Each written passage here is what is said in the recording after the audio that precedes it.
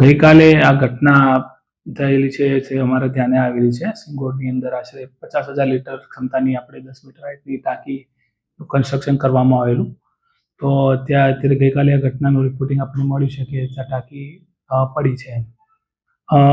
આશરે 50,000 લીટરની ક્ષમતાની આ ટાંકી હતી અને અંદાજે 3 મહિના ઉપર થયા હશે કન્સ્ટ્રક્શનના, અને એની estimated amount I think 12 lakh જેવી છે, જેનું પેમેન્ટ તો અત્યારે કરવામાં આવેલું નથી એજન્સીને, પણ એના ટેસ્ટિંગ પહેલાં જ એજન્સી ત્યાં જમીનના રીઝનના કોઈ વોટ્સએવર ભંગાણ થયેલું છે.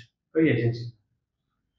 આ વેડછા ગ્રુપ યોજના અંતર્ગત આપણે આરબીપીએલ એજન્સી છે, જેને આ કન્સ્ટ્રક્શનની અંદર કામગીરી સોંપવામાં આવેલી છે.